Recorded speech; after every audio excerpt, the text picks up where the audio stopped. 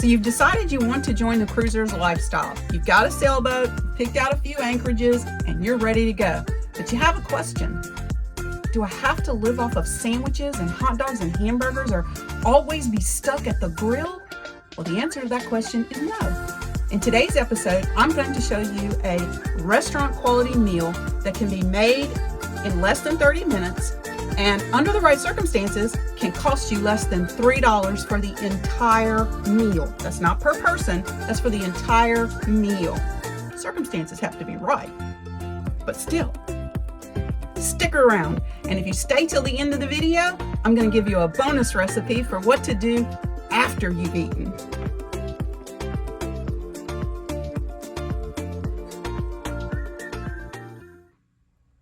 Now today's recipe contains more ingredients than I usually like to get involved with, but most of those are the seasonings that you see laid up here. We're going to be making blackened fish, mahi for us, some yellow rice, and some steamed broccoli for our main course. The seasonings are all for the blackening process for the fish. Now, this recipe can cost you less than $3 if you have caught your own fish. However, we did not have that luxury, so this meal is going to cost me a little more because I had to buy mahi.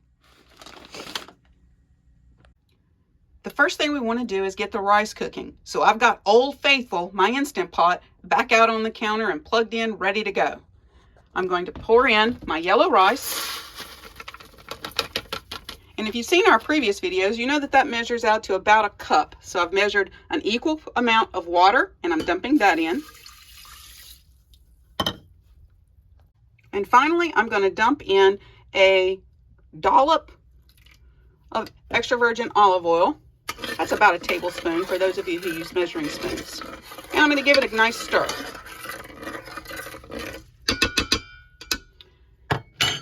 We put the lid on the Instant Pot. And you've seen this part before. We're going to set it for 5 minutes.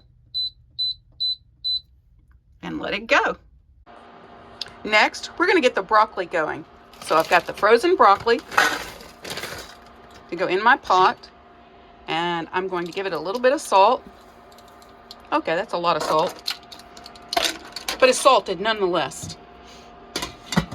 Put the lid on, select high, and get it started working for me.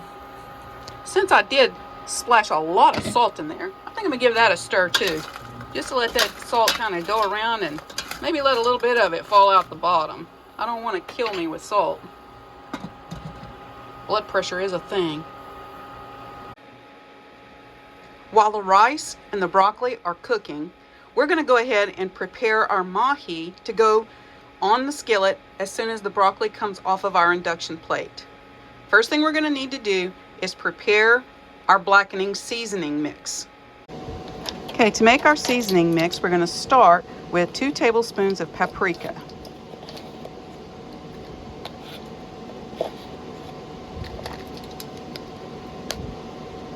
Then we're going to use a tablespoon of onion powder.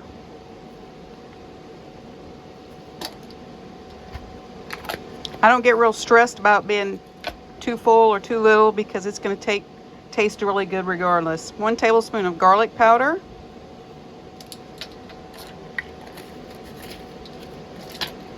1 tablespoon of thyme.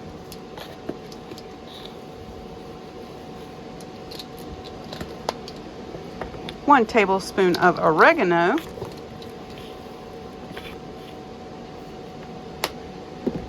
And 1 tablespoon of smoked paprika.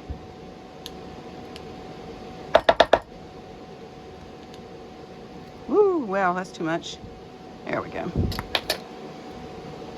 Okay, next we're going to need a teaspoon of salt.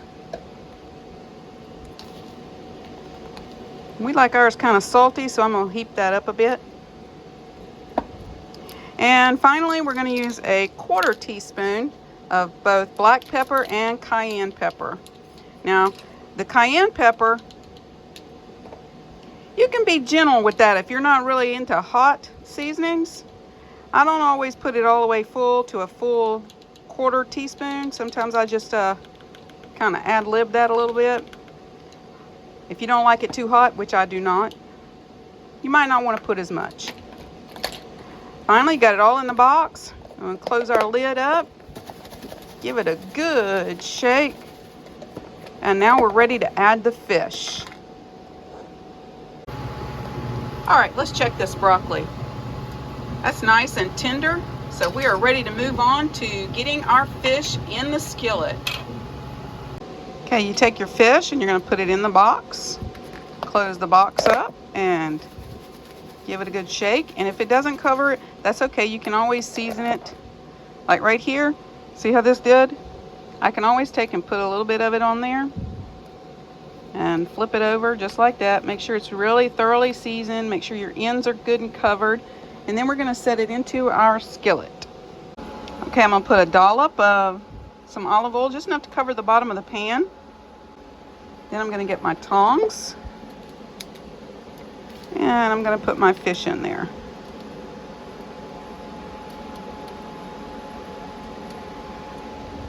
I'm going to repeat this process with the second fillet. If you have obviously more than 2 people eating, you may need to make a double batch of the seasoning to make sure you have enough for all the servings you're going to be cooking. Again, I'm going to make sure I get plenty of seasoning in all the nooks and crannies. You will not regret it. And then I'm going to lay this also into the skillet. Now, because I don't like grease spattering everywhere, I'm going to cover that with a lid and check on it in just a couple minutes.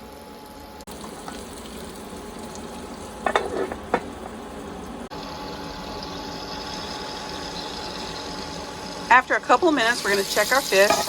We've flipped it already. You see how that's nice and flaky?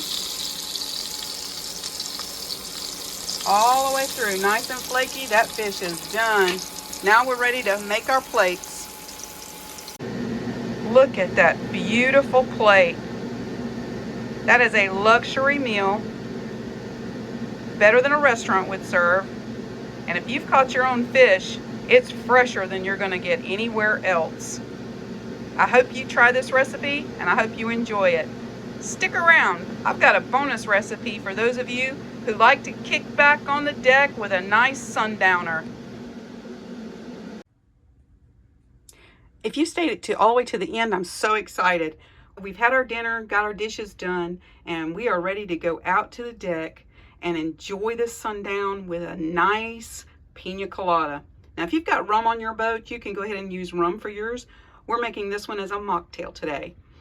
First thing you're going to need is a small can of pineapple juice.